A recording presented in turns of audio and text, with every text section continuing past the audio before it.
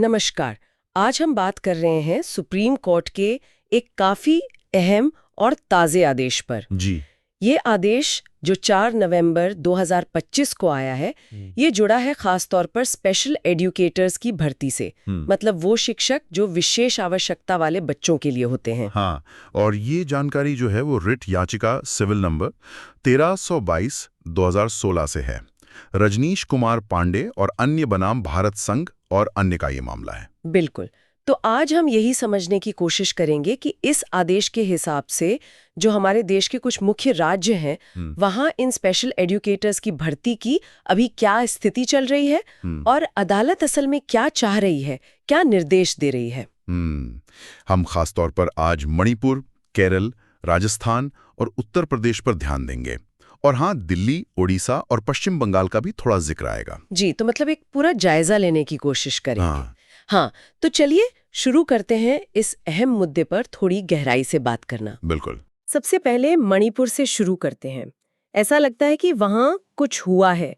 3 नवंबर 2025 का उनका एक हलफनामा है, एफिडेविट। जी, एफिडेविट। उससे लग रहा है कि कुछ प्रगति तो हुई है। सबसे खास बात क्या बताई है उन्होंने कि 125 आरसीआई क्वालिफाइड टीचर्स को परमानेंट बेसिस पर अपॉइंट किया गया है। हाँ, ये आरसीआई क्वालिफिकेशन वाली बात बहुत जरूरी है। ये भारतीय पुनर्वास परिषद ही हैं जो स्टैंडर्ड तय करती हैं। तो अगर आरसीआई क्वालिफाइड है मतलब वो प्रशिक्षित हैं इन बच्चों को पढ़ाने के लिए। सही बात है। और ये जो 125 शिक्षकों की स्थायी नियुक्ति है मणिपुर में, ये वाकई एक आप कह सकते हैं सकारात्मक कदम है। इससे न सिर्फ उन टीचर्स को सिक्योरिटी मिलती है, बल्कि ये भी संकेत जाता है कि राज्य शायद विशेष शिक्षा को मतलब एक स्थायी चीज मान रहा है। हाँ, सिस्टम का हिस्सा मान रहा है। अच्छा, इसके अलावा ये भी कहा है कि 680 नई पोस्ट्स या तो बनी है या फिर उनका रीडेजिग्नेशन हुआ है, मतलब पुनर्निर्धारण। जी, 680। और जो भर्ती के नियम हैं, रूल्स हैं, उनका ड्राफ्ट अभी तैयार है और वो फिलहाल डिपार्टमेंट ऑफ पर्सनल मतलब कार्मिक विभाग के पास है विचार के लिए। अच्छा। और देखिए, इस पर मणिपुर के जो वकील साहब थे, उन्होंने कोर्ट को आश्वासन भी दिया है। कहा है कि ये जो नियम हैं, इन्हें नवंबर 2025 के आखिर तक, मतलब इसी महीने के अंत तक फाइनल कर लिया जाएगा। ओके, ये तो टाइमलाइन दे दी उन्होंने। जी हाँ, और उसके बाद 1 महीने के अंदर अंदर भर्ती का विज्ञापन भी आ जाएगा और विभाग कोशिश करेगा कि बिना और देर के भर्ती पूरी हो जाए। ये टाइमलाइन देना तो दिखाता है कि कुछ सीरियसनेस है, कम से कम कागज पर तो है। बिल्कुल, कम से कम इरादा तो यही लगता है। मणिपुर के हलफनामे में एक और बात थोड़ी चौंकाने वाली है, या शायद अच्छी बात है। उन्होंने कहा है कि राज्य में कोई भी स्पेशल एजुकेटर कॉन्ट्रैक्ट या एडहॉक बेसिस पर है ही नहीं, सब परमानेंट है। हाँ, ये बात वाकई ध्यान देने वाली है, क्योंकि अक्सर हम देखते हैं दूसरे राज्यों में बिल्कुल कि कॉन्ट्रैक्ट पर या गेस्ट टीचर के तौर पर काम चलाया जाता है। तो मणिपुर का ये दावा कि उनके यहाँ सब स्थायी हैं, अगर ये सच है जमीनी स्तर पर, तो ये बहुत बड़ी बात है। सही। हालांकि देखिए, कोर्ट की निगरानी तो रहेगी।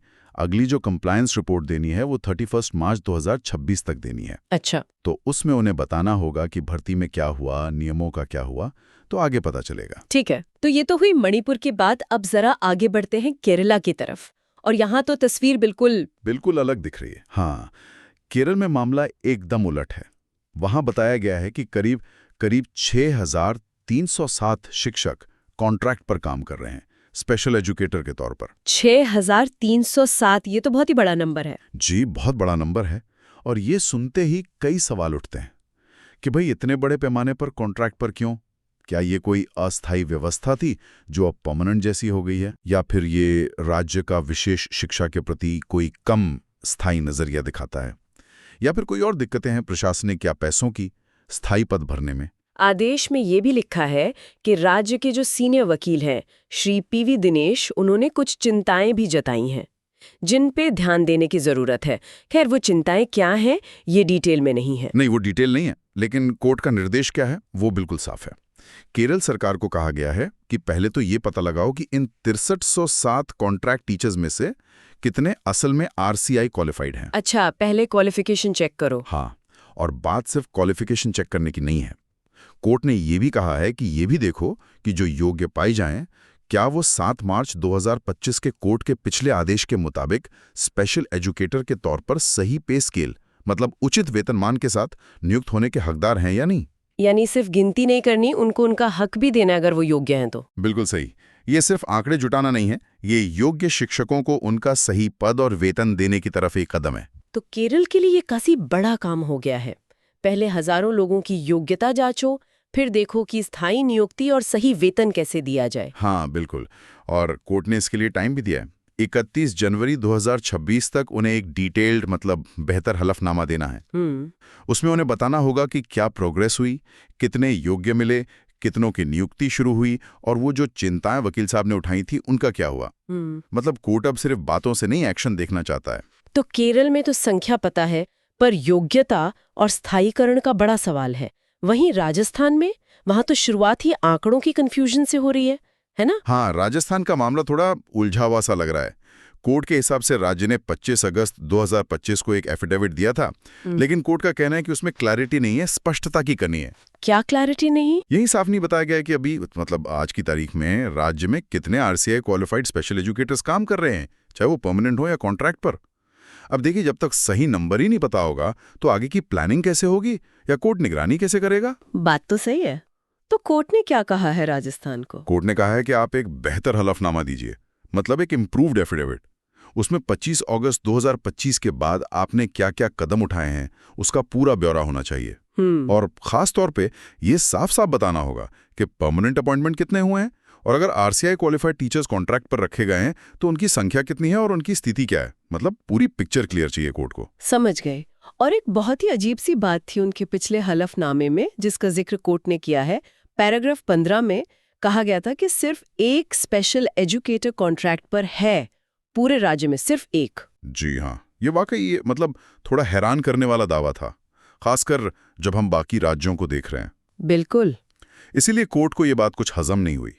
उन्होंने राज्य से कहा है कि भाई जरा जमीनी हकीकत ठीक से चेक करो और कंफर्म करो कि क्या सच में सिर्फ एक ही कॉन्ट्रैक्ट वाला स्पेशल एजुकेटर है।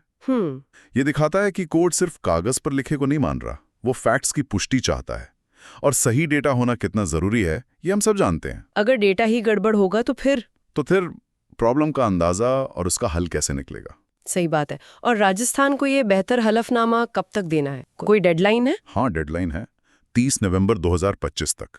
मतलब ज्यादा वक्त नहीं उनके पास अपनी जानकारी को ठीक और पुख्ता करने के लिए। ठीक है, तो राजस्थान से तो और जानकारी मांगी गई है। अब आते हैं उत्तर प्रदेश पर, जो कि आबादी के लिहाज से देश का सबसे बड़ा राज्य है।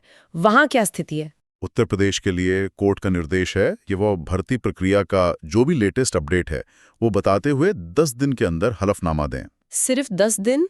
ये तो काफी जल्दी है। हाँ, ये 10 दिन की टाइम लिमिट दिखाती है कि कोर्ट यूपी से तेजी से जानकारी चाहता है। शायद इसलिए भी कि यूपी इतना बड़ा है तो वहां जरूरतें भी ज्यादा होंगी और कोई भी देरी ज्यादा बच्चों को प्रभावित करेगी। और क्या यूपी के मामले पर अलग से सुनवाई भी तय हुई है? जी हाँ, उत्तर प्रदेश में भर्ती से जुड़े मामले पर कोर्ट खास तौर पर 18 नवंबर 2025 को सुनवाई करेगा। अच्छा, उसी दिन? हाँ, ये अलग से तारीख देना भी यही दिखाता है कि कोर्ट यूपी की स्थिति को गंभीरता से ले रहा है, उस पर खास ध्यान देना चाहता है। अब देखना होगा कि यूपी अपने एफिडेविट में क्या बताता है और 18 नवंबर की सुनवाई में क्या सामने आता है। क्या वहां भी यही स्थायी बनाम कॉन्ट्रैक्ट का मुद्दा है या कुछ और चुनौतियां हैं? ये तो देखने वाली बात होगी। तो हमने मणिपुर, केरल, राजस्थान और उत्तर प्रदेश की स्थिति समझी। इनके अलावा भी कुछ राज्यों का नाम आया है आदेश में। हाँ, संक्षेप में जिक्र है दिल्ली और उड़ीसा। इन दो राज्यों के मामलों की सुनवाई 11 नवंबर 2025 को दोपहर 3:30 बजे होनी है। ओके।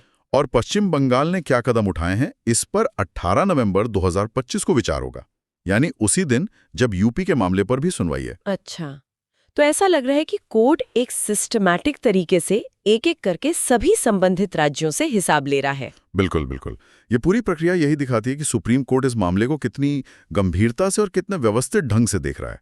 हर राज्य की स्थिति को अलग अलग परखा जा रहा है, डेडलाइन दी जा रही हैं और कंप्लायंस यानी आदेश का पालन हो ये सुनिश्चित करने की कोशिश हो रही है। ये कोई बस एक बार का ऑर्डर नहीं लगता, ये एक तरह की सतत निगरानी प्रक्रिया है, मतलब ऑनगोइंग मॉनिटरिंग है। और इसका मकसद शायद यही है कि जो विशेष आवश्यकता वाले बच्चे हैं उनके शिक्षा के अधिकार को पूरे देश में सही मायनों में लागू किया जा सके। तो अगर हम इन सब राज्यों की अलग अलग स्थितियों और कोर्ट के निर्देशों को एक साथ देखें तो एक बड़ी तस्वीर क्या नजर आती है? मतलब इसका निचोड़ क्या है? देखिए, पहली बात तो बिल्कुल साफ है। सुप्रीम कोर्ट स्पेशल नीड्स वाले बच्चों के लिए क्वालिफाइड टीचर्स की उपलब्धता को लेकर बहुत बहुत सक्रिय है और राज्यों को अकाउंटेबल मतलब जवाबदेह ठहरा रहा है। ये से कोई रूटीन प्रशासनिक मामला नहीं समझा जा रहा है। हाँ, ये तो दिख रहा है। दूसरी बात, राज्यों के बीच जो प्रगति है या उनका जो रवैया है उसमें जमीन आसमान का अंतर है। एक तरफ मणिपुर है जो परमानेंट अपॉइंटमेंट का दावा कर रहा है, दूसरी तरफ केरला है जहां हजारों की संख्या में कॉन्ट्रैक्ट टीचर्स हैं, और फिर राजस्थान जैसे राज्य हैं जहां बेसिक डेटा ही क्लियर नहीं है। ये जो भिन्नता है ये अपने आप में चिंता की बात है। और कोर्ट का मुख्य जोर किस बात पे लग रहा है आपको? क्या पाना चाहता है कोर्ट? अगर हम पूरी सूरत को देखें तो कोर्ट का फोकस एकदम क्लियर है।